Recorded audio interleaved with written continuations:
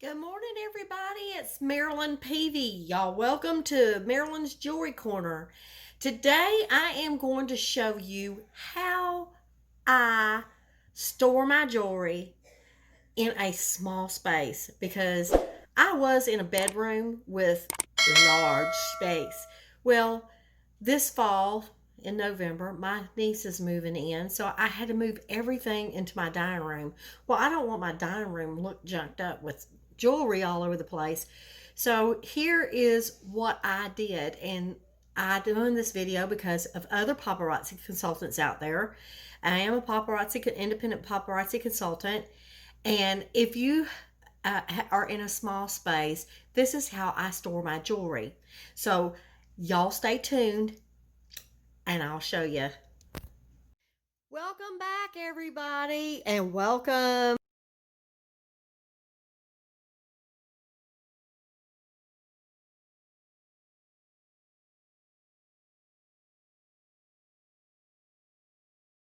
to Marilyn's Jewelry Corner again. This is my space. This is my dining room. So I am limited on space, but I don't want my dining room junked up with jewelry, even though it kind of, we have to work around it. But so I'm going to show you how I store my jewelry in a limited space. Now, I do want to tell you that I go live off my computer with StreamYard. So this is my computer, and I have a webcam set to it and a microphone, and that's how I go live. People wondering how I do that, so that's how I do go live. Now, this is my area. I do have a small drawer where I have my shipping supplies. So here is my envelope, my bubble envelopes in there. And then down below is some more packing envelopes and tissue paper and the bubble sheets that Paparazzi sends me. I save that for extra packing. And in the bottom drawer, I'm probably going to put my children's jewelry in. Now, this is just a display shelf. This was a shelf in my dining room, and I had some things on it, so I just made a display shelf. This is my jewelry kit, a repair kit. Now, this is my rings. I found this at Harbor Freight, but I'm sure you could find it anywhere. It's almost like a tackle box, but this is where the men put their bolts and stuff. So I put my rings in this, and I do have these, some of these listed, or I mark the package of what number it is. That's how I keep up with it. I give it a number. I don't normally hold these things up because I end up losing them. If you're like me, they used to drop, and I used to misplace them. So I just mark everything with a sticker of what number I get. So I have several boxes of rings, and I put them in this container. So that's where I'll leave them.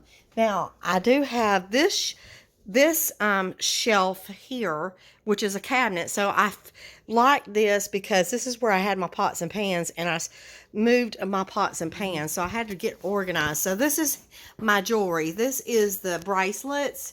And I do have my snap bracelets in this larger box right here. So I've got all the snap bracelets labeled. And then these are my earrings, and then the necklaces. Okay. The necklaces are on the bottom. But I do have utilize this other shelf for more necklaces. And down below is my paperwork. So that is how I am storing my jewelry. And now I want to show you what I do to keep inventory of the jewelry. So welcome back, y'all. Okay, so this is how I keep my jewelry. I have these labels. I found these Avery labels. It is 16790. They're actually address labels. And I put the corresponding number that I put. Now, you can use the Square app or you can use Shopify. I have both. I just started Shopify. So I just transferred everything over to Shopify. But I take these labels and I cut them into these little strips. So I will put them on the back of the piece of jewelry. So just like this bracelet, I will open this up and put one sticker. If I have more than one, I won't put the sticker on each one. I'll put the sticker on one, and that's the one I show. So, and then on the Ziploc bags, I use the Ziploc bags.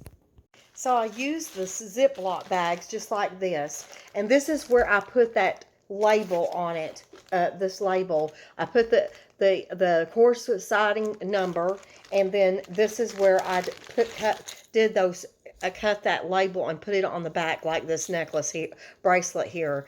And then that's when I put whatever Paparazzi puts this, like this is a white bracelet. It says white bracelet in the name.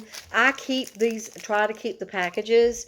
So the one that I take out of the package, I'll put it in the Ziploc bag. So if I sell it, then that's way I can go ahead and put it in there. So this, because it says white on it, this is a bracelet. So I go over there to my white bracelets, and I would put this bag in the white bracelet container and store it in numerical order. So if someone orders from my website, for instance, then I'm able to go pull it from that bin and be able to fill their order. Now, when I go live, I will, when I'm holding this up, I have the number on the back. So I don't show the number, and I tell them the number. And that it usually works out that way. So that's what I do to keep up with my inventory. So the Square app and the Square app to me is perfect for keeping inventory. It's free, you guys, but the Square store, it kind of distorts the the pictures. So that's why I switched over to Shopify. So I kind of utilize both. So I use the Square app to keep up with my inventory. So, but it's not connected, so I have to keep up with the inventory there. I know that's probably double work for somebody, but the both things has its ups and downs. The Shopify will tell me what I'm out of and tell me because once I sell, like if I sell out of this particular item, I can redo this. I don't even have to label this bag again. Whatever jewelry I come back in, then I can just create this label, the label that's on the back, like this one's 904, and just put it in there. So I just refurbish the numbers. I stopped using those call numbers, the live numbers, the reversible live numbers, for the simple reason is that I think you can only get them up to a certain amount, and I've got over 1,000 pieces of jewelry, you guys. So that's the only way for me to keep up with it is just to do like I'm doing and not go with them call numbers. And believe me, I'll lose them call numbers. I'll find them in the floor and everything else. So I just stopped using them because it was just more of a headache than it was to help. Yes, they probably look professional, and some people during their live, they hold it up with the number regardless of what number they have on the back and say, just comment this number. Well, but when the live's over with and they're commenting the number, if they don't screenshot it, you don't know. So I just, because once I get done with the live, I put these back in order and I just pull it. So if someone's watching a replay, that's how I keep up with it. So hopefully I gave y'all some tips on how I keep up and store my jewelry, especially in a small space. So I utilized what I had, and I did not go out and buy anything, but I did buy that white cabinet years ago at Home Depot. So if you want to go get that white cabinet or something like that, you can probably find it at Home Depot. I inherited this shelf, so so I didn't go buy anything. And those these containers that I store this jewelry in is just shoe boxes, and you can get these shoe boxes with the lids for you could get them at Walmart for $1. So they're easy, and I just put them in numerical order just like this and put the lid on it. So some of these are overstocked, so I can't get the lid on it. So when I put it in the shelf, I just put it on the top one, so I don't have to put the lid, or I just lay the lid on top to help, make a separation. But anyway, hopefully that was helpful, y'all. And if you're looking for a leader, my name is Marilyn Peavy, and I will put my paparazzi link in the description where you can click on that and look about joining. I would be happy to help you become successful with your paparazzi business if you're looking for a leader. And y'all have a great day, and talk to you later. Bye.